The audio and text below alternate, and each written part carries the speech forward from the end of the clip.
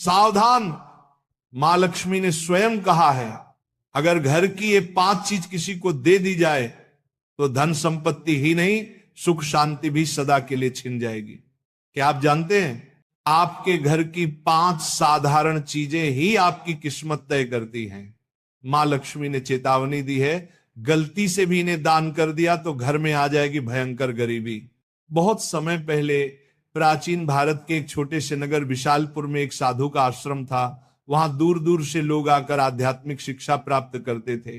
नगरवासी साधु को आचार्य देव कहते थे, क्योंकि वे केवल भिक्षा लेकर जीवन व्यतीत नहीं करते थे, बल्कि लोगों को सही जीवन जीने की राह भी दिखाते थे। विशालपुर नगर समृद्ध था, लोगों के घर धन, धान्य, गहनों और रत्नों से भरे रहते थे। नगरवासी मानते थे कि यह सब माता लक्ष्मी की कृपा से ही है। नगर के बीचों बीच माता लक्ष्मी का एक भव्य मंदिर था। रोज शाम को वहां दीपक जलाए जाते, घंटियों की ध्वनि गूंजती और पूरा वातावरण श्री ह्रीं श्री महालक्ष्मी नमः के मंत्रों से पवित्र हो जाता। लेकिन एक परिवार ऐसा भी था जो नगर में सबसे समृद्ध होने के बावजूद धीरे धीरे कंगाल होने की ओर बढ़ रहा था। यह परिवार था वसुदेव जी का। वसुदेव जी नगर के सबसे बड़े व्यापारी थे। उनके पास सोने चांदी के ढेर थे, नौकर चाकर थे और अनाज के कोठार भरे रहते थे। फिर भी कुछ वर्षों के भीतर उनका घर वीरान होने लगा। धन की जगह कर्ज बढ़ने लगा, नौकर छोड़कर जाने लगे और घर में अशांति फैल गई। लोग हैरान थे कि ऐसा क्यों हो रहा है, आखिर माता लक्ष्मी की कृपा एक समृद्ध घर से क्यों उठ गई। वसुदेव जी भी परेशान थे। एक रात वे चिंतित होकर सो रहे थे, तभी उन्हें एक स्वप्न आया। स्वप्न में माता लक्ष्मी प्रकट हुई। उनके मुखमंडल से दिव्य आभा निकल रही थी। 4 हाथों में कमल, शंख, गदा और सोने के सिक्कों की वर्षा करने वाला पात्र था। उनकी मुस्कान शांति और कृपा से भरी थी, लेकिन आंखों में एक कठोर सत्य छिपा था। माता बोली, वसुदेव, तुम दुखी क्यों हो? क्या तुम्हें याद नहीं कि धन की रक्षा करना भी एक तपस्या है? तुमने अपने घर की 5 पवित्र वस्तुएं बार बार दूसरों को देकर मेरे निवास को अशुद्ध कर दिया, इसलिए मैं तुम्हारे घर से विदा हो गई। वसुदेव ने हाथ जोड़कर कहा, मां, मुझे क्षमा करें। कृपया मुझे बताइए कि वे 5 वस्तुएं कौन सी हैं जिन्हें देने से घर में गरीबी आती है। माता ने कहा, यह रहस्य मैं बताऊंगी, परंतु ध्यान रहे, ये केवल तुम्हारे लिए नहीं बल्कि पूरे नगर और संसार के लिए शिक्षा है। 5 वस्तुएं कभी भूलकर भी घर से बाहर नहीं देनी चाहिए, क्योंकि ये वस्तुएं मेरे निवास की जड़ें हैं। इन्हें खोने से घर निर्धन और अपवित्र हो जाता है। इतना कहकर माता अदृश्य हो गई। वसुदेव घबरा कर उठ गए। उनका शरीर पसीने से तरबतर था। अगले दिन वे भागते हुए आचार्य देव के आश्रम पहुंचे और सारी घटना सुनाई। आचार्य देव ने शांत होकर कहा, वसुदेव, ये कोई साधारण सपना नहीं है, ये स्वयं लक्ष्मी का आदेश है। अब तुम्हें धैर्य रखना होगा। माता लक्ष्मी ने जो 5 रहस्य बताए हैं, उन्हें समझने के लिए तुम्हें एक आध्यात्मिक यात्रा करनी होगी, तभी तुम्हें सच्चा उत्तर मिलेगा। और इस प्रकार यात्रा शुरू हुई। वसुदेव ने अपनी पत्नी सुभद्रा और बेटे माधव के साथ नगर छोड़ दिया और आचार्य देव के आदेश पर हिमालय की ओर प्रस्थान किया। रास्ते में उन्हें तरह तरह की घटनाएं घटी।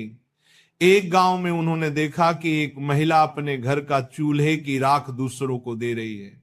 वसुदेव को तुरंत माता लक्ष्मी की बात याद आई। क्या राख की भी उनमें से एक वस्तु है? उन्होंने महिला से पूछा, बहन, तुम ये राख क्यों बांट रही हो?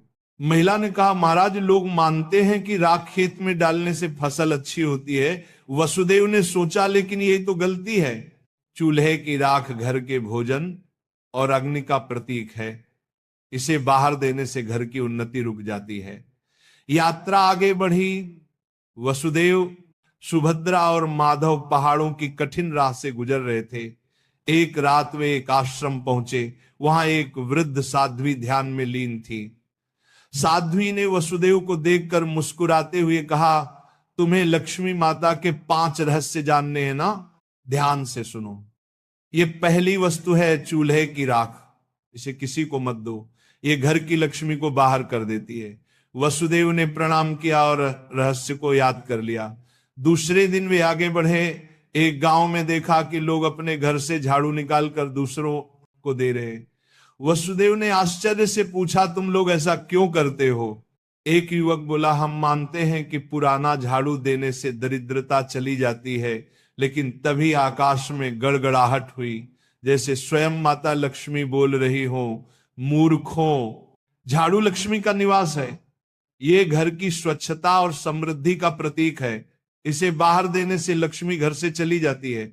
वसुदेव को दूसरी वस्तु का भी रहस्य मिल गया, झाड़ू। तीसरा रहस्य उन्हें एक कुटिया में मिला। वहां एक वृद्ध साधक बैठे थे। उनके सामने दीपक जल रहा था। साधक ने कहा, बेटा, घर का जलता हुआ दीपक या उससे जली हुई लौ कभी किसी को मत दो।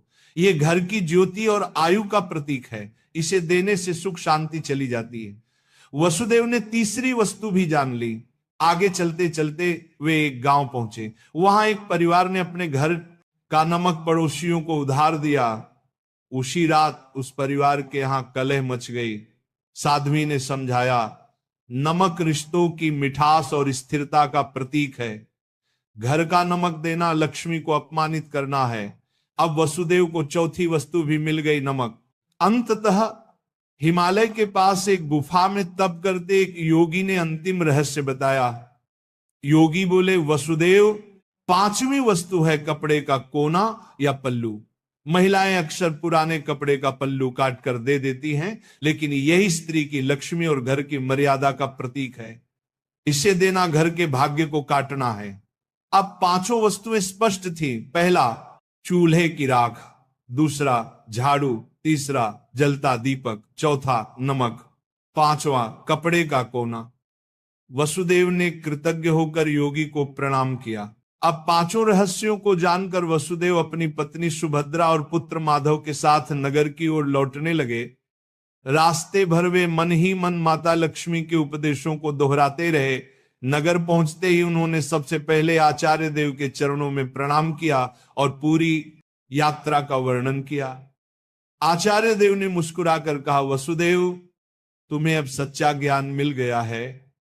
इन रहस्यों को केवल अपने तक सीमित मत रखना, बल्कि नगरवासियों को भी बताओ, ताकि वे भी लक्ष्मी के अपमान से बच सके। आचार्य देव की आज्ञा पाकर वसुदेव ने नगर के बीचों बीच सभा बुलाई। सभा में नगर के लोग बड़ी संख्या में उपस्थित हुए। वसुदेव ने हाथ जोड़कर कहा, बंधुओं, मैं स्वयं अपनी गलतियों के कारण निर्धनता और कष्ट का भागी बना। माता लक्ष्मी ने मुझे स्वप्न में दर्शन दिए और बताया कि 5 वस्तुएं कभी घर से बाहर नहीं देनी चाहिए। इतना कहकर उन्होंने क्रम से सब समझाया। पहली वस्तु है चूल्हे की राख, दूसरी झाड़ू, तीसरी जलता दीपक, चौथी नमक और 5वीं कपड़े का कोना। लोगों ने आश्चर्य और श्रद्धा से यह बातें सुनी। तभी आकाश में एक दिव्य प्रकाश फैला और माता लक्ष्मी स्वयं प्रकट हुई। उनके प्रकट होते ही वातावरण में सुगंध फैल गई। मंदिरों की घंटियां अपने आप बज उठी और लोग भाव विभोर होकर उनके चरणों में झुक गए। माता बोली, वसुदेव ने जो कहा वह सत्य है। तुम सब जान लो कि ये 5 वस्तुएं मेरे निवास की जड़ हैं। जो इन्हें बाहर देता है वह अपने ही घर से मुझे विदा करता है। ये कहते ही माता ने वसुदेव के घर की ओर हाथ उठाया और देखते ही देखते उनके घर में फिर से समृद्धि लौट आई। कोठार भर गए, नौकर लौट आए और पूरे घर में शांति का वास हो गया। नगर के लोग ये चमत्कार देखकर स्तब्ध रह गए और माता लक्ष्मी के जयकारे करने लगे। नगर में अब यह शिक्षा फैल गई कि कोई भी व्यक्ति घर की 5 वस्तुएं बाहर न दे। लोग अपने घरों में सावधानी रखने लगे। पहले जो लोग अंधविश्वास में पड़कर झाड़ू, राख, नमक या दीपक दूसरों को दे देते थे, उन्होंने ये सब बंद कर दिया। नगर में धीरे धीरे हर घर में समृद्धि लौटने लगी। लोग समझ गए कि लक्ष्मी केवल सोने, चांदी या धन में ही नहीं, बल्कि घर की पवित्रता, भोजन, स्वच्छता और मर्यादा में भी रहती है। वसुदेव अब नगर में आदर्श बन गए। वे धनवान तो थे ही, पर अब उन्होंने अपने धन को धर्म और सेवा में लगाना शुरू किया। उन्होंने गरीबों के लिए अन्न क्षेत्र बनवाया, परंतु घर की 5 वस्तुएं देने से हमेशा इनकार करते। जो भी उनसे ये चीजें मांगता वह विनम्रता से कह देते, भाई ये माता लक्ष्मी की मर्यादा है, इन्हें देने से मेरे ही नहीं तुम्हारे घर की भी समृद्धि घट जाएगी। लोगों ने भी इस शिक्षा को हृदय से स्वीकार कर लिया। समय बीतने पर नगर विशालपुर दूर दूर तक प्रसिद्ध हुआ कि वहां न तो कोई निर्धन रहता है और न ही किसी के घर में कलह होती है। ये सब केवल माता लक्ष्मी की शिक्षा का परिणाम था।